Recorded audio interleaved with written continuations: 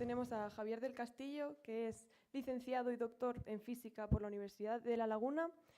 También es ingeniero técnico industrial y su investigación se centra en el estudio luminiscente de materiales dopados por tierras raras, ópticamente activos y que tienen diversas utilidades.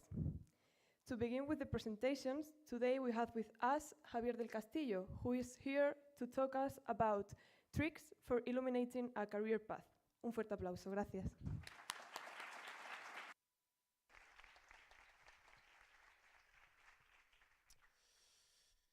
Bueno, pues buenos días a todos y a todas.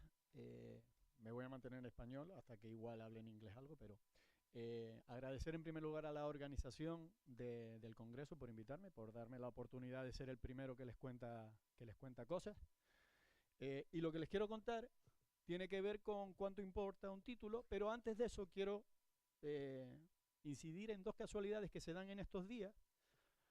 Una primera casualidad es que cuando empecé a hacer la charla puse esta imagen y después me di cuenta de que justo es la portada del disco El lado oscuro de la luna de Pink Floyd, que publicaron hace 53 años, y justo en estos días la sonda Artemis 2 estaba pasando por el lado oscuro de la luna, o sea que es una casualidad, ¿no? Un poco. Y esto de las casualidades no es algo que no tenga importancia, lo que les quiero contar, porque a pesar de que una carrera científica que tiene un cierto rigor y unas ciertas pautas establecidas, hay momentos en la vida en los que el azar interviene. En mi caso ha intervenido varias veces, y bueno, simplemente que tengan en cuenta que la presencia del azar hay veces que no es desdeñable.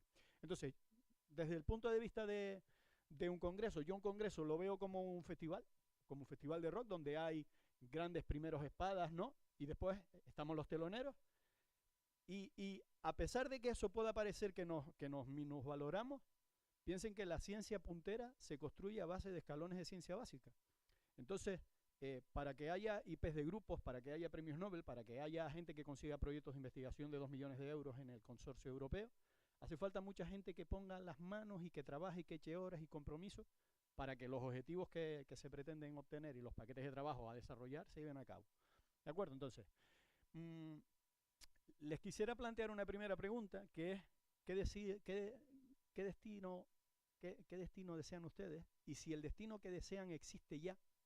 Y es una pregunta que a lo mejor no se esperaban para la entrada de un congreso científico, porque es más filosófica que científica, creo yo. Pero en el año 96, cuando yo empecé la titulación, yo tenía muy claro, bueno, no tenía muy claro lo que quería hacer, pero una vez entré sí.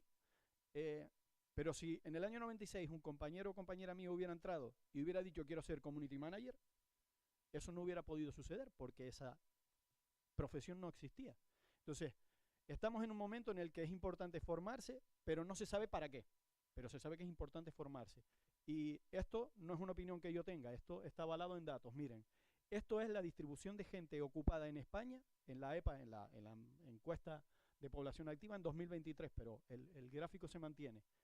Si se fijan, hay en torno a 16 millones de personas que están trabajando y contribuyendo, que son de educación secundaria, obligatorio, bachillerato o educación superior. Son los que mueven el engranaje del país. ¿Vale? En un país desarrollado eso es así. Debería ser más, pero es así. Si se fijan, la gente que tiene menos formación, que también es necesaria, contribuye menos. ¿Vale? Pero el que mueve el engranaje del país, no tengan duda, que son las dos primeras barras que hay ahí. ¿Vale? Y les digo lo del azar, y ya paso a la presentación, y les pongo esto, que esto sí que no se lo esperaban. Encontrar una foto de Leiva, que es un cantante español, en una conferencia de ciencias, seguro que no se lo esperaban. Leiva es un cantante que tiene mucho éxito, a mí me gusta bastante, que con 12 años su primo Bixi le voló el ojo con una pistola de perdigones, lo cual, en condiciones normales, ¿no?, de presión y temperatura, uno pensaría, es una desgracia tremenda que te vuelen un ojo. Pues se fue con un paño ensangrentado al hospital y cuando llegó, se montó en una silla de ruedas, el celador lo estaba llevando para que lo intervinieran, el celador le dijo, qué suerte tienes, que de todo lo que te podía haber pasado, que tu primo Bixi te podía haber reventado la cabeza, te podía haber perforado un pulmón y ya estarías muerto, solo te reventó un ojo, que te van a poner una prótesis y vas a poder hacer la vida exactamente igual, solo que la visión de profundidad, pero exactamente igual que una persona con los dos ojos. Entonces, el azar interviene y hay veces que las oportunidades en las que uno cree que se baja de un camino que tiene trazado, no son más que a lo mejor un impulso que uno no está sabiendo interpretar, ¿vale? Y esto lo verán ahora. A mí no me han volado los, afortunadamente, pero les cuento, ¿vale? Entonces, empiezo con lo que es la charla. Les voy a contar brevemente mi camino. Después les voy a contar algunas de las cosas que hacemos en el laboratorio de nanomateriales donde yo trabajo. Y después, para finalizar, les voy a contar una historia curiosa que tiene que ver con la cuántica que ha sucedido entre diciembre y ayer. Entonces, empiezo. Les pongo esto, no les pongo la foto bonita de cuando, esto es lo de menos. Yo nací en el 78, en el 82 empecé a estudiar, porque en el cole antes empezaba con 4 años, y desarrollé hasta el 92 estudios en los coles públicos de La Laguna, en el Colegio de la Verdellá y en el Camino Largo. Y yo era un estudiante normal como podían ser ustedes, de notable, de sobresaliente, aprobado, más bien de notable y sobresaliente fui yo. Y eso me permitió que en el año 91, cuando estaba en séptimo de EGB, que es el equivalente a primero de la ESO de ahora, conseguí una beca para irme el verano a la granja escuela, a una granja escuela en Galicia. Y eso me abrió los ojos en el sentido de que el esfuerzo que yo estaba realizando tenía un premio. Entonces yo seguí esforzándome, estudié el bachillerato en el Cabrera Pinto, lo que ahora es primero, o sea, tercero y cuarto de la ESO y primero y segundo de bachillerato, esos 4 cursos. Y ahí, en los 2 últimos cursos, si tenías buenas notas en inglés, podías optar a una beca del ministerio para ir a Inglaterra y estar un mes de inversión en una familia inglesa. Pues yo cumplía los requisitos y me pude ir. O sea que yo me he ido beneficiando de las becas, de las oportunidades de formación en base al esfuerzo, y es una recomendación que les hago, estén en el curso que estén. ¿De acuerdo? Después empecé la licenciatura aquí en el año 96 y mantuve la beca del ministerio 2 años. Lo que pasa es que en el segundo curso me eché una novia y me despisté. ¿De acuerdo? Y entonces no me fue tan bien y perdí la beca. Y entonces mis padres, mi padre era albañil, mi madre era ama de casa, o es ama de casa, me dijeron, pues si quieres mantenerte en la titulación, te ayudamos, pero tienes que contribuir. Y entonces me tuve que buscar trabajos eventuales en verano o durante una semana corta ir al sur a trabajar en congresos científicos como estos, poniendo el sonido para conseguir el dinero para pagarme la titulación. Porque en mi casa una cosa no se el esfuerzo nunca se ha negociado. Siempre teníamos que esforzarnos por lo que conseguíamos. Y así acabé en el año 2002 la titulación. Pero aquí hay un momento de azar que fue en el año 96. En el año 96 yo acabé, hice la prueba de acceso a la universidad y no sabía qué estudiar. Y decidí entre física y matemáticas en un semáforo, rellenando el papel, tirando una moneda al aire. Yo podía haber sido matemático o ninguna de las dos cosas. Si me hubiera ido mal en matemáticas, a lo mejor si hubiera salido cruz. Salió cara, entré en física, acabé física, hice el doctorado. Es el azar, yo no me lo explico, pero es así, ¿vale? Los siguientes 20 años de mi vida están aquí. En 2003 empecé a hacer la tesis, pero fíjense, otra vez el azar. Yo acabé en el 2002, en 2003 no sabía qué hacer con mi vida y seguí estudiando. Seguí estudiando más asignaturas para tener otra orientación, porque antes física tenía orientación teórica, orientación de física aplicada y de astrofísica. Me fui a hacer asignaturas en el segundo cuatrimestre del 2003 a Roma con una beca Erasmus. Y estando en Roma recibí un email que podía haber caído en la carpeta de spam, pero no cayó en la carpeta de spam. Y el email ponía, va a haber unas becas asociadas a los servicios generales con tu perfil y lo que sabes de física de materiales que has visto en la titulación, quizás la puedas conseguir. Echa los papeles si te interesa. Yo eché los papeles, me volví de Roma, me la jugué y gané, porque volví de Roma, renuncié al Erasmus y conseguí la beca esa de los servicios generales y estuve de 2003 a 2006 financiado. En 2006 se me acabó el dinero, pero conseguí otras financiaciones y en 2007 leí la tesis. Y de 2007 en adelante recibí financiación hasta 2010, ¿de acuerdo? Pero mientras, como yo veía que ya se acababa ese camino, dije, me voy a seguir formando por las tardes en otra cosa por si acaso. Y me metí en el edificio de la ESID a estudiar Ingeniería Técnica Industrial, lo que hoy es el grado en Ingeniería Electrónica, Ingeniería Industrial, especialidad mecánica, pues el equivalente en 3 años, que era lo que existía ahí. ¿De acuerdo? Y después yo he seguido haciendo cosas, ¿de acuerdo? He seguido haciendo cosas, conseguí un contrato a la universidad en las distintas figuras de profesor y he sido responsable de proyectos de investigación nacionales y locales. Y eso es la vida de una persona en el mundo académico, ¿vale? Más o menos estándar. Estándar si no te vas, porque lo normal es que cuando acabas la licenciatura te vayas a hacer la tesis fuera, o que cuando acabes de hacer la tesis te vayas fuera, para poder retornar si te interesa. Eso es lo normal, lo convencional. ¿De acuerdo? Pero aquí pasó una cosa, y es que yo en 2010 se me acabó el dinero, no tenía la oportunidad de irme fuera, ya tenía una novia que hoy es mi mujer y que está aquí, pero no se lo digan, que también fue un elemento ¿no? de atracción en todos los sentidos. Y entonces lo que hice es que el azar surgió otra vez. Un compañero del laboratorio fue a dar una charla a un instituto, la profesora de física estaba de permiso de maternidad, el colegio necesitaba un profesor, les habló de mí, yo eché los papeles un jueves, el viernes me llamaron a una entrevista, el lunes estaba trabajando. Y ahí estuve 2 años dando clases como profe en un centro de secundaria y de bachillerato, ahí en las Mercedes, al lado de la pastelería del Rayo. Bueno, y yo pensaba, hombre, pues esto es un paso a un lado, ya no vuelvo a la universidad, me quedo aquí, no sé qué, o me saco en la oposición, doy clases.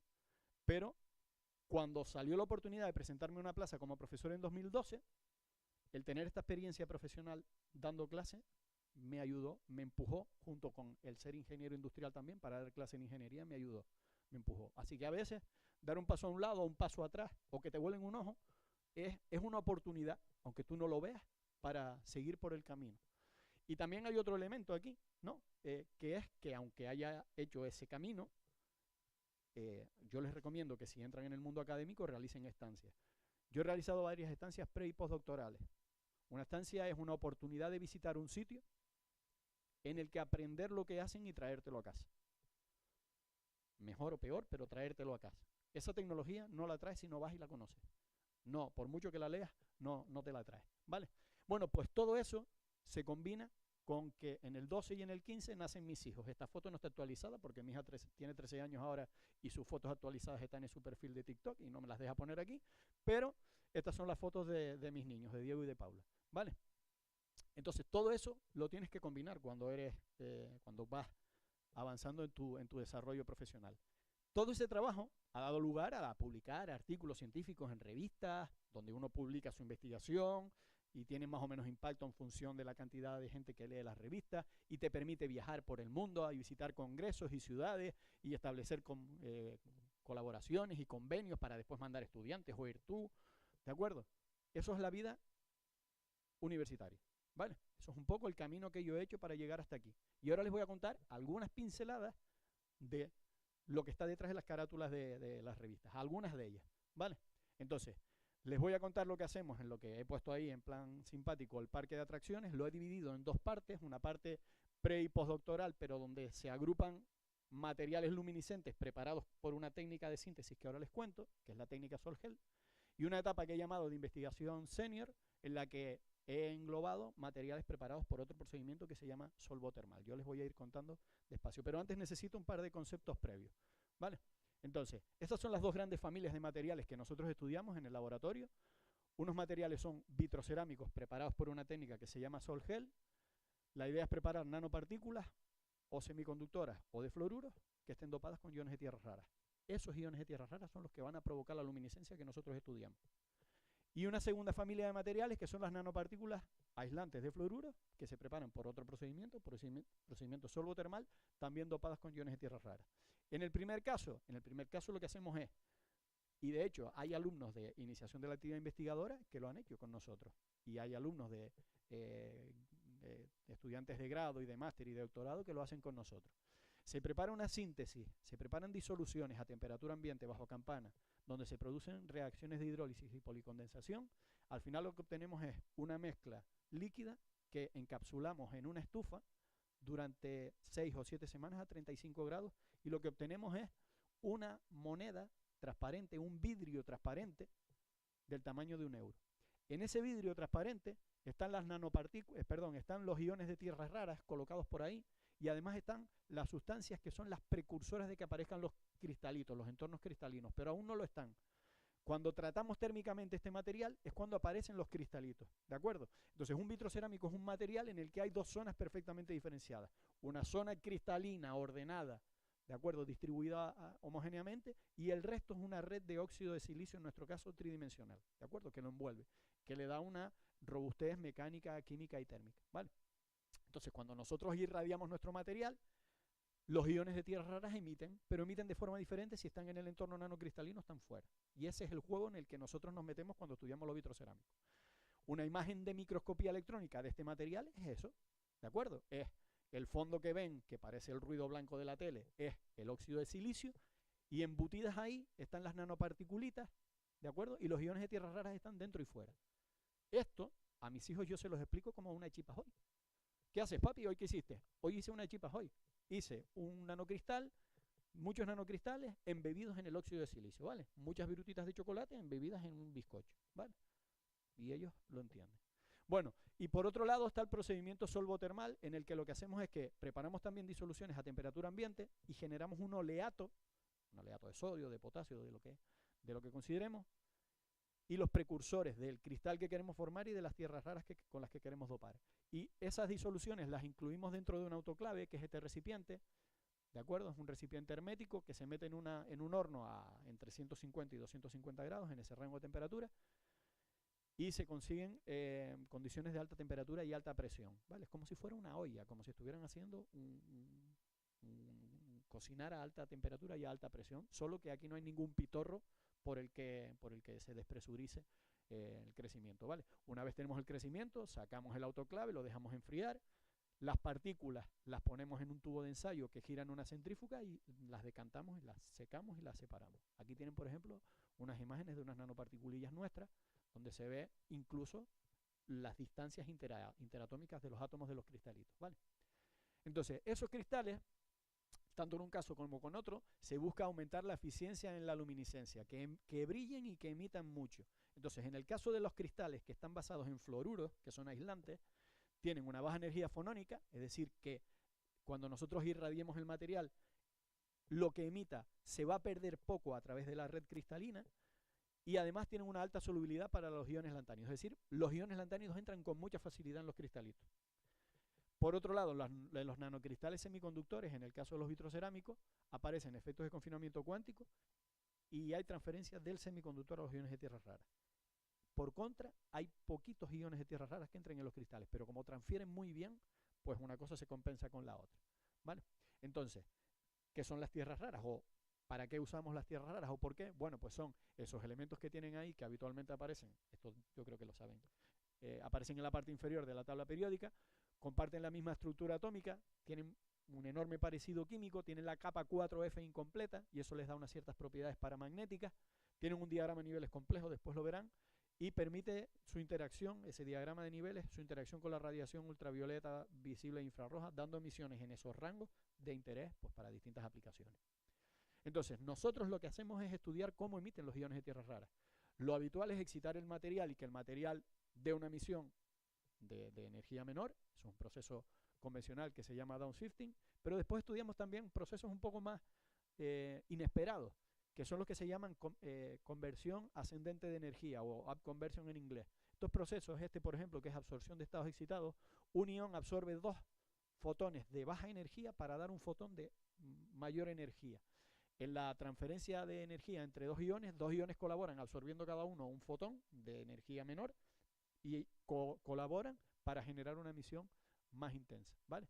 Y también recientemente hemos empezado a estudiar la migración en la que excitamos un material y la energía es capaz de moverse por los niveles electrónicos hasta que al final alcanza un segundo ion, ¿de acuerdo? Que acepta esa energía, por eso se llama aceptor, y desde ahí se emite, ¿vale? Hay alguien que sensibiliza la radiación que llega y hay alguien que la acepta y la emite. Estos son los diagramas de niveles, no son fáciles, pero lo bueno es que es como un carnet de identidad de cada ion. Tú sabes cuáles son las emisiones características de cada ion. Entonces, en definitiva, lo que tenemos es materiales que, si son fluoruros, presentan baja energía fonónica, es decir, pierdo poca radiación en el material. En los semiconductores, un entorno desde el que se transfieren muy bien a los iones de tierras raras y después iones de tierras raras que se usan como dopante. Y en este caso, me gustaría insistir en lo del codopaje, porque usamos parejas de iones donde un ion lo usamos como ion antena o ion sonda, que es capaz de absorber energía en el rango ultravioleta, como el ion serio o el ion gadolíneo, o absorberla en el rango infrarrojo, típicamente como el iterbio o como el neodimio, y desde ahí transferirla a un segundo ion aceptor, que es el que emite, ¿vale? Y aprovechando esos mecanismos de transferencia de energía, jugar a sintetizar materiales a nuestra voluntad, buscando un objetivo determinado, ¿vale? Entonces, volvemos a a la transparencia de los contenidos y les presento el primer problema de los que quiero contarles que hemos abordado. Mejorar la eficiencia de las células solares fotovoltaicas. Llevamos desde 2006 con esto, ¿vale? Entonces, tienen ahí un diagrama de explosión de una célula solar fotovoltaica, tiene varios recubrimientos que lo protegen, pero al final el elemento activo es una capa de silicio que es activa en el rango visible. En el ultravioleta y en el infrarrojo no es eficiente, no es capaz de transformar la energía, ¿de acuerdo?, para que se produzca el efecto fotoeléctrico que hace falta. Entonces, lo ideal es que, como una placa solar va a estar irradiada por el sol, lo ideal es buscar materiales que colocar para aprovechar esos rangos de energía que se están desaprovechando. Entonces, lo que hicimos por un lado fue, vamos a intentar buscar un material que aproveche el ultravioleta.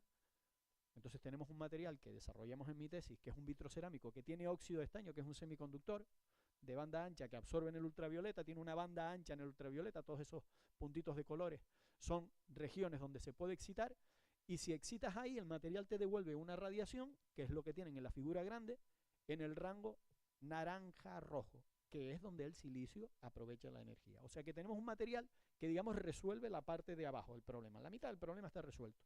Y la mitad de arriba, la mitad infrarroja, tenemos este material de mi tesis también, que es un material basado en un aislante, en fluoruro de lantano dopado con herbio.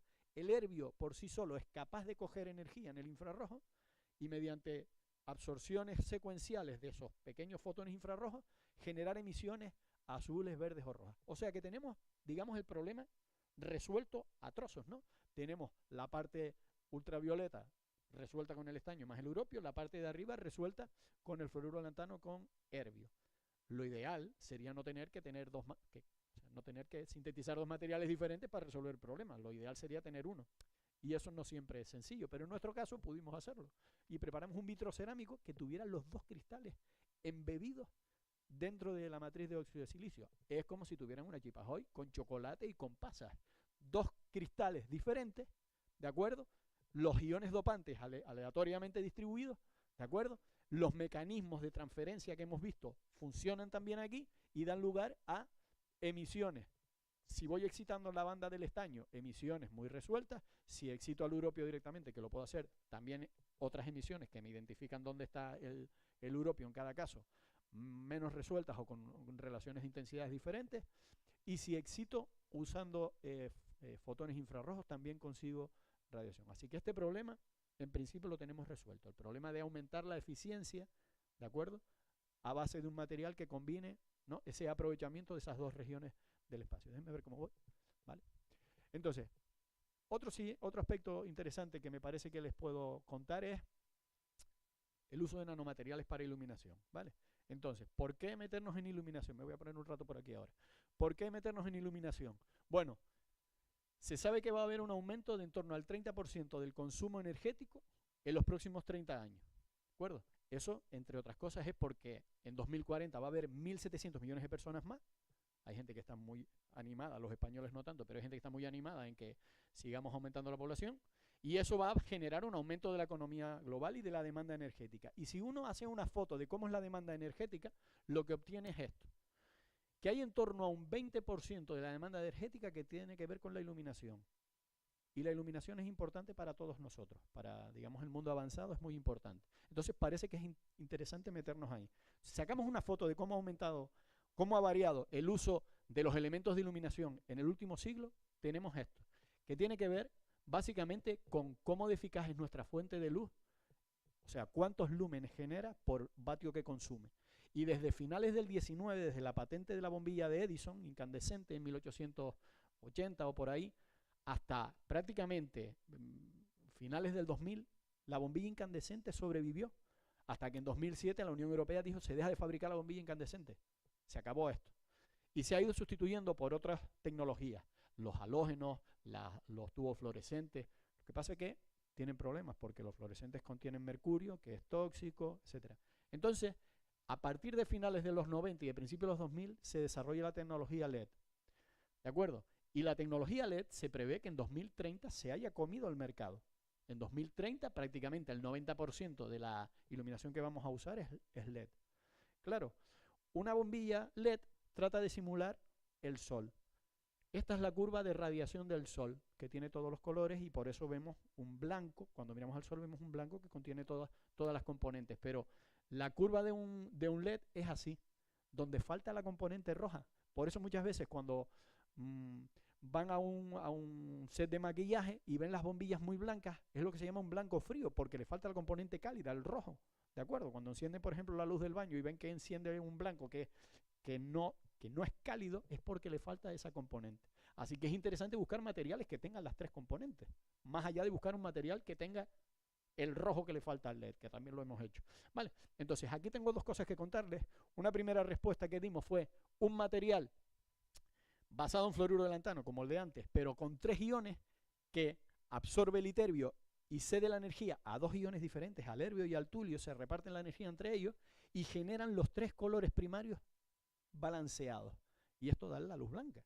Pero es que además este material, si le cambias la potencia con la que estás bombeando el láser, cambia la relación de intensidades entre esas emisiones. Así que tenemos un material que emite luz blanca y sintonizas el color con la potencia, como si le dieras a la potencia del microondas y eso te permitiera generar una radiación controlada, ¿vale? Bueno, pues esto, en vez de publicarlo en un artículo científico, bueno, en vez no, además de, lo que hicimos fue solicitar una patente, que es otra manera de proteger la tecnología que desarrollas, obtienes un resultado, antes de publicarlo, solicitas la patente, porque fíjense que la solicitud de patente es 2007 y te lo conceden 3 años después. Solicitud de patente, una vez tienes la solicitud de patente, ¿no? Patent pending, entonces puedes mandar el artículo científico, porque ya nadie te puede copiar, porque ya tú echaste los papeles para poder protegerla, ¿vale? Esta es una solución, pero hay otra solución, pensando en cómo funciona un LED, hay otra solución que es buscar materiales que se exciten desde el ultravioleta y que den color blanco, ¿vale? Más allá de solo generar el rojo que hace falta para cómo funciona un LED, que generen luz blanca. Y eso lo hicimos también con un vitrocerámico basado en un fluoruro de itrio y de potasio, tridopado, pero con 3 iones distintos. El ion serio va a absorber energía en el ultravioleta y va a transferir la energía al terbio y el terbio al europio y se van a ver las emisiones balanceadas. Pero lo primero que hicimos fue preparar ese material solo con serio, solo con terbio y solo con europio. Y esas son las emisiones que tienen ahí, ¿vale? Tenemos que en el caso del serio es una emisión azul, en el caso del terbio es verde y en el caso del europio es rojo. Eso se representa en este diagrama, en esta paleta de colores, que es como responde nuestro ojo al rango visible, que es, porque nuestro ojo es un detector que funciona en el visible. Pues esos son los colores, los puntos en el diagrama de cromaticidad correspondientes a esos 3 espectros, ¿vale? Pero después lo que hicimos fue combinar, preparar un material con las cantidades adecuadas de esos iones dopantes, y ahí hicimos muchas pruebas, hasta que al final obtuvimos un vitrocerámico que cuando lo metemos en el horno y lo tratamos y aparecen los cristales, y lo irradias con ultravioleta, aparece blanco, que es lo que queríamos, un material que genere luz blanca, ¿vale? Y de hecho, podemos incluso ir cambiando el color que va generando en función de la cantidad de dopante que le ponemos o en función de la longitud de onda a la que excitamos, ¿vale? Como se imaginarán, esto también lo patentamos, ¿vale? Entonces estas son 2 soluciones que yo les quería contar sobre iluminación, más allá de otras cosas que hemos hecho, pero es que no me da el tiempo. Bien, en la segunda etapa de investigación, lo que he llamado senior, le voy a contar algunos resultados de no vitrocerámicos, sino nanomateriales preparados por el procedimiento solvotermal, que son nanocristales desnudos, no tienen el óxido de silicio que los proteja, ¿vale? Y les voy a contar 3 aplicaciones que hemos estudiado, ¿vale? La primera es el uso en fotocatálisis. Entonces, antes estudiamos la energía, la iluminación, ¿no? Como posibilidad. Vamos a ver cómo, estudiando el agua, podemos llegar a que igual la fotocatálisis nos interesa. Fíjense, el Informe Mundial de las Naciones Unidas sobre el Desarrollo de los Recursos Hídricos de 2019 dice que desde 1980 el consumo de agua aumenta un 1% al año. Eso hace que haya en torno a 800.000 personas al año que mueren por enfermedades relacionadas con diarreas, cólera. Y esas enfermedades incluso se están viendo agravadas porque las cepas correspondientes están siendo ya resistentes a los medicamentos para tratarlas, así que todavía ese número, que ya está desactualizado de 7 años, será peor. Claro, si uno piensa cómo es el consumo de agua, igual que pensamos en lo de la energía, el agua se reparte en un 70% en agricultura y ganadería, un 20% en consumo industrial y un 12% en uso doméstico. Y como les decía antes, en 2050 se prevé que haya aumentado en torno a un 20 o 30% más. Así que buscar recursos hídricos que no sean utilizables y descontaminarlos para poder usarlos en agricultura o en industria o en lo que sea, parece una buena estrategia. Entonces nosotros lo que vamos a hacer en este caso es usar nanopartículas como las que preparamos en el laboratorio por el procedimiento sorbotermal y las vamos a recubrir. El recubrirlas, que lo que se pretende es que crezca una capa epitaxialmente sobre el núcleo, tiene unas implicaciones. Tiene unas ventajas que es que se inhibe, o sea, se evita la inhibición de la luminiscencia en la superficie, porque la superficie del cristalito verde está protegida ahora. Se separan geométricamente los dopantes, porque si pongo dopantes en un lado y dopantes en otro, los separo geométricamente. Y reduzco el efecto de la superficie, ¿vale? Todo eso va a aumentar la eficiencia del material. Hay distintas estrategias para el recubrimiento. El recubrimiento puede ser activo, es decir, yo puedo tener un cristal, nanocristal que sea activo porque tenga iones y le pongo un recubrimiento que sea activo también. En nuestro caso lo que tenemos es esto, que es que el recubrimiento es inerte. Y ahora van a ver por qué. Y hay una tercera opción para este caso de fotocatálisis, que es una aproximación que otros grupos hacen, que es que en el recubrimiento ponen un elemento que interacciona en el procedimiento de la fotocatálisis, le ponen nanoparticulitas de óxido de titanio, ¿vale? No es nuestro caso, nosotros nos vamos a aproximar a esto de otra manera. Entonces, nosotros preparamos un nanocristal, es este nanocristal, es un fluoruro de iterbio y estroncio dopado con tulio, es un cristal que absorbe en el infrarrojo y emite azul, un poquito de rojo, azul y mucho ultravioleta, ¿vale? Y cuando lo recubres, que son las imágenes de la derecha, el tamaño del cristal aumenta un poquito, ¿vale? Entonces, ¿cómo estar convencidos de que aumenta?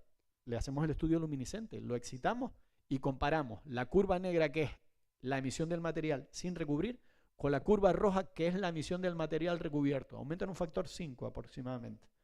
¿De acuerdo? Entonces, nuestra idea es, si somos capaces de fotoactivar el óxido de titanio con estas emisiones que están aquí, que están por debajo de lo que es la curva de absorción del óxido de titanio, que lo tienen aquí pintado. Si somos capaces de fotoactivar el óxido de titanio va a ser el elemento capaz de degradar nuestra agua contaminada.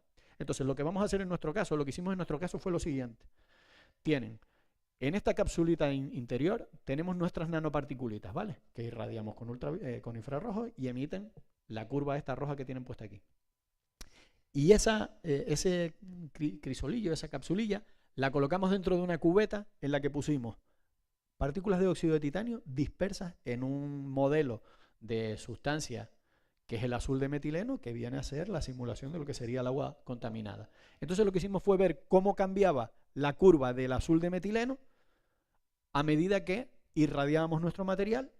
Bueno, primero sin nada, sino solo el óxido de titanio, y vimos que bajaba de aquí a aquí, ¿de acuerdo? Y después, ¿cuánto bajaba desde su comportamiento natural con las nanopartículas o con las nanopartículas recubiertas? Y vimos que mejoraba hasta un 43%, o sea, que éramos capaces de fotodegradar, limpiar el azul de metileno en un factor de un 43%. O sea, que esto demostró que nuestro modelo, nuestras partículas funcionan en este modelo, ¿vale? Para depuración de agua, lo cual abre una línea ahí de trabajo, ¿no? En aplicación de estos materiales en fotocatálisis. Bien. Más recientemente, aquí hay cosas que no les puedo contar, porque hay gente aquí de una empresa de base tecnológica que, si no, igual me llevan preso, pero hemos trabajado con nanomateriales para seguridad. Aquí necesitamos materiales que creen firmas ópticas complejas y que sean sintonizables y que sean muy difíciles de replicar. ¿De acuerdo? Imagínense que se compran un bolso Hermès de 5.000 euros, porque tienen dinero, y les dicen que en la etiqueta, si le dan con infrarrojo, se tiene que ver un logotipo, y cuando le dan con infrarrojo no ven nada. Les engañaron. Entonces, hay empresas que usan esta tecnología, más allá de que esté en los billetes, en el papel timbrado, ¿de acuerdo? En las marcas de seguridad de los papeles oficiales, que lo utilizan como sistemas de seguridad. Entonces, lo que se busca son materiales luminiscentes que sean muy difíciles de copiar, pero que sean fáciles de replicar. Como cuando van al supermercado y meten un billete de 50, lo que pasa es que eso es un visor ultravioleta, ¿vale? Nosotros estamos pensando en una tecnología que no se sepa que está, que solo lo sabe el que lo fabrica. y que si alguien lo quiere copiar sea muy difícil de copiar. Entonces nosotros inicialmente preparamos un material, bueno, dos familias de materiales, un vitrocerámico basado en un fluoruro de itrio sodio tridopado con los iones iterbio erbiotulio, y también preparamos una familia de vidrios preparados con iterbio erbiotulio, ¿de acuerdo? Que contenía óxido de silicio, alúmina y fluoruro de calcio. Estos tres iones, con las proporciones adecuadas, generan sus emisiones características, es decir, hay longitudes de onda en la que uno espera una señal y la relación de dopaje que hay entre ellas te da la proporción que tú estás buscando. Y esto funciona, esa presencia de bandas con esa intensidad, funciona como los pines de una tarjeta de crédito. Es como nosotros lo llamamos en el artículo una llave de luz, porque la presencia o la ausencia, o en el caso de la presencia, la intensidad del pico, nos da idea de un código numérico, ¿de acuerdo?, que codifica el material en nuestro caso. Incluso nosotros jugamos con un segundo parámetro de seguridad, que es la distancia a la que enfocas, porque la distancia a la que enfocas también en este caso permite desintonizar algunas de las emisiones, ¿de acuerdo?, y cambiar el código, ¿vale? Bueno, pues esto le interesó al Banco de España y ya no puedo decir más cosas.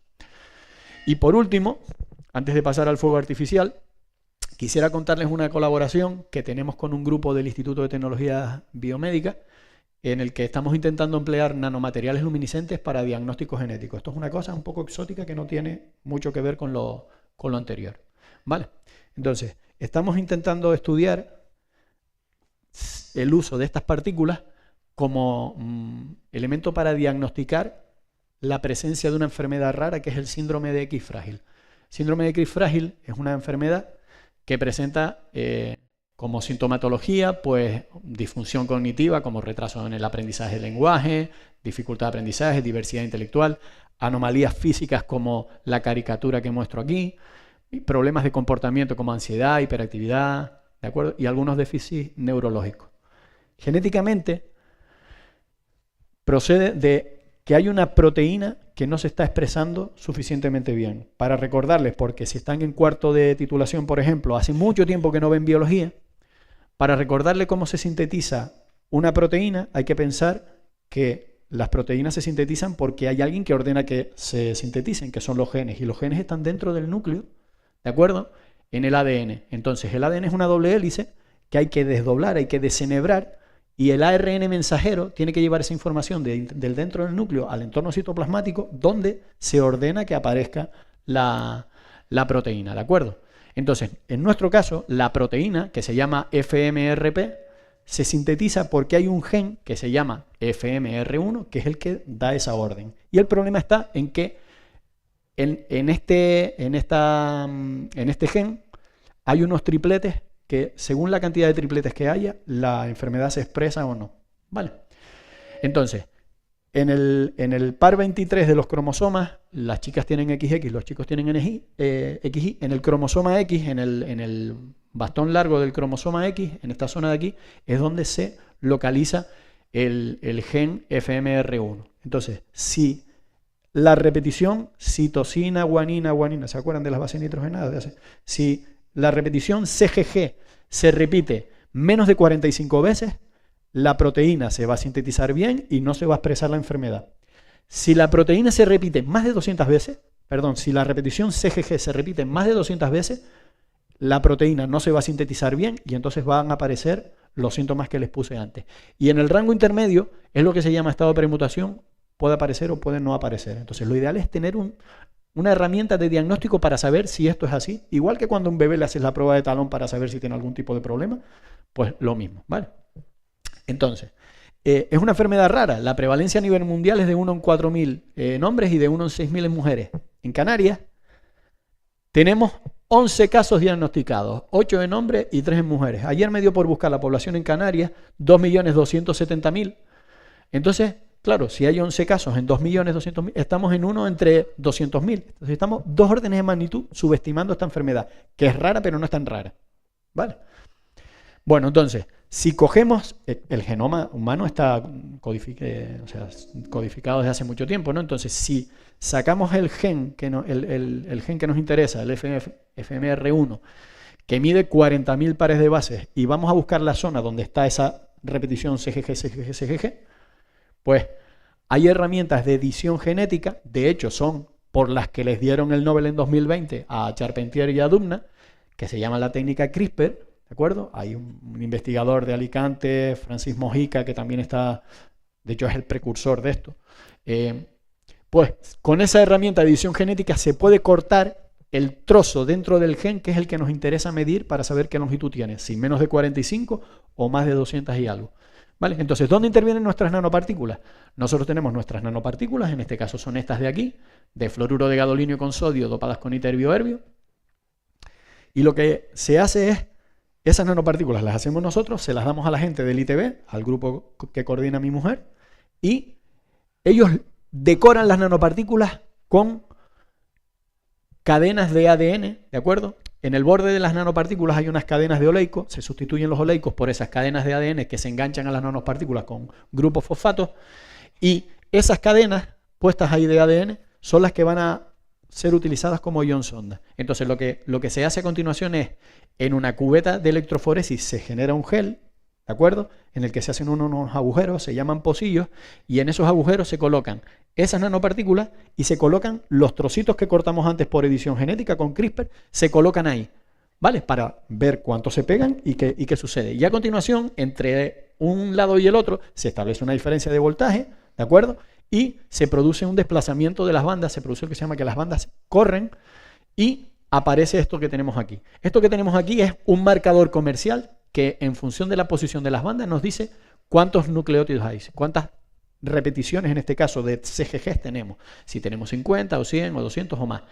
Esto es el marcador en el gel que se preparó.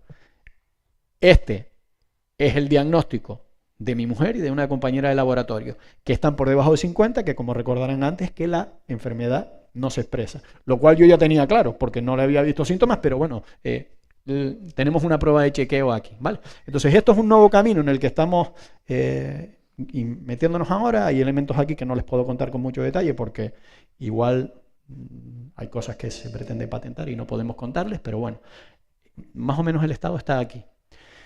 Y a mí me hace pisar la ilusión, pues porque después de no sé cuántos años con mi mujer estoy haciendo cosas en ciencia, que ella es doctora en biología, con ella, así que me alegro de colaborar contigo. Y por último, les quiero contar la historia curiosa. Creo que me quedan unos minutos todavía, ¿no? Voy bien, por lo que pone aquí. Entonces les voy a contar una historia curiosa que empezó en el Puente de la Constitución y que tiene que ver con este libro de un autor que se llama Javier Castillo, que es casi como me llamo yo, pero no se dedica a la ciencia, sino se dedica a la literatura. No sé si lo conocen, es un escritor, es un bestseller.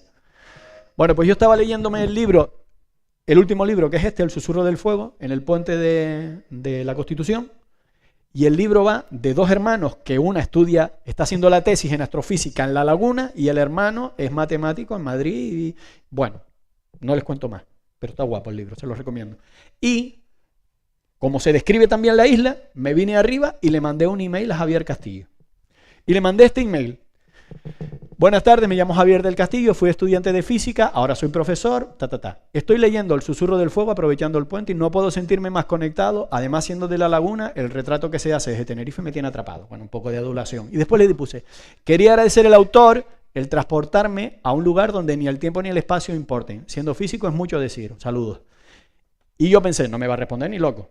Digo, le voy a poner un título, la importancia de un título, como un cebo. Y le puse el email de Redinger.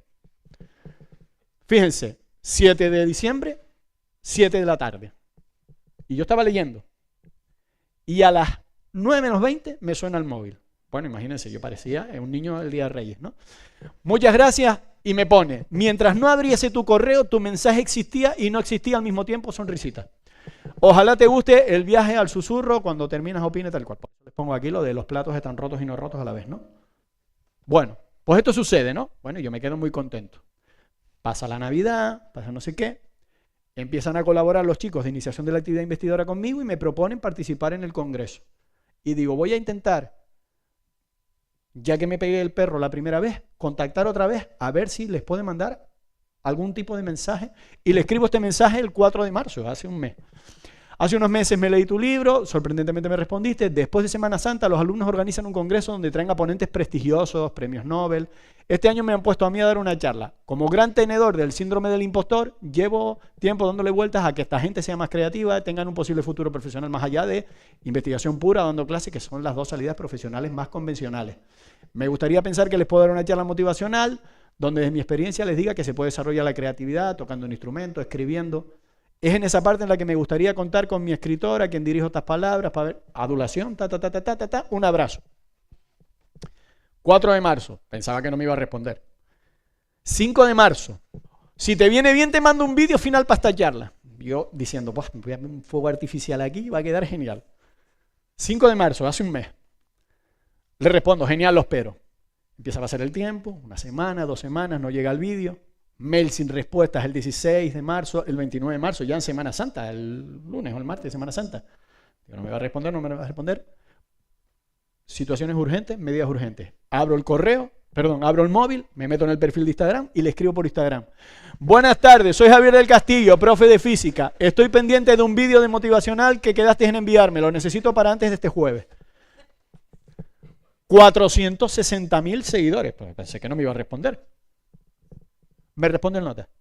Hola Javier, ¿qué tal? Oye, perdona, que no he visto los correos, que recibo muchísimos correos y se ha quedado por ahí detrás. Que te lo mando mañana por la mañana, lo tienes, ¿vale? Un abrazo, perdón, pero es que es imposible, mi correo es impracticable. Bueno, me mandó este correo, yo digo, bueno, pues ya me llega. Esto fue hace 2 días. Bueno, muchas gracias, tal, le escribí, le mandé el email para que por si acaso. No llegaba. Y ayer a las 11:15 de la mañana, yo estaba ya en modo, pues tendré que cambiar esto. Me llegó el vídeo de Javier Castillo, que es este. Muy buenas, soy Javier Castillo, el otro Javier Castillo, el escritor. Y oye, me hace mucha ilusión mandaros este mensaje a los estudiantes del grado en física en la Universidad de La Laguna. Además que La Laguna para mí se ha convertido en un lugar muy especial y esa universidad en particular porque es un personaje más de mi novela. Está ahí dentro de mi última novela, El Susurro del Fuego. Y me han pedido que mande un mensaje de ánimo, de entusiasmo y que os motive un poco a no solo perseguir esa carrera en la física, sino también a perseguir esa búsqueda continua de la creatividad, en la que todos, absolutamente todos, creo que debemos adentrarnos, y yo creo que en vuestro caso es una de las herramientas más poderosas que podéis tener. Yo creo que un gran físico, por encima de todo, por encima del conocer las matemáticas, saberse todas las fórmulas, de conocer muy bien a Roger Penrose o Feynman, trata de tener muchísima imaginación para buscar algo ahí fuera que salga de todo lo que los demás concebimos como realidad, ¿no? Así que creo que el camino siempre está en avivar esa creatividad y prenderla y echarle muchísima leña, que siempre está en los libros, en la música, en el arte, está ahí fuera escondida en todos los lugares, y que uno nunca sabe dónde encontrará esa chispa que haga que todo cambie. Así que de verdad os animo muchísimo a que os dejéis llevar por vuestra imaginación, por vuestra creatividad, y que exploréis el mundo mucho más allá de no solo la física, la matemática, sino toda esa vida que hay fuera, ¿no? Que al final es el motor de todo. Así que nada, un ánimo, un abrazo gigantesco a todos los alumnos de física de la Universidad de La Laguna. Ojalá conoceros pronto, y un abrazo enorme también a mi tocayo Javier Castillo, que va por el camino correcto. Así que nada, un abrazo enorme y mucha suerte en ese último final, Bueno, yo no me esperaba esto tampoco, pero imagínense, ¿no? Bueno, con esto termino, pero no antes decirles que, fíjense, una última casualidad. Las nanopartículas para aplicación médica tienen un póster, ¿vale? Que van a defender Elena y Matías en los póster session, que son 2 compañeros que están en la organización del COEFIS, pero también están en lo de la iniciación a la actividad investigadora, que es una propuesta de actividad que surgió hace unos años y que de casualidad ha permitido que yo enlace con ellos y que ellos me propongan participar. O sea que simplemente decirles que muchas veces estas cosas que a ustedes les parecen que no tienen mucha importancia, como recibir bien a un alumno, tratarlo, ¿no?, con cierta cercanía, puede marcar la diferencia entre que ustedes se interesen por una temática u otra. Entonces, ya saben un poco lo que hacemos, saben que estamos en la planta de la cafetería, que está cerrada, pero la última puerta a la derecha, cuando se van, ahí estamos nosotros, en el laboratorio de nanomateriales. Estamos siempre abiertos a recibirlos y a contarles lo que hacemos. Y nada, muchas gracias por su atención.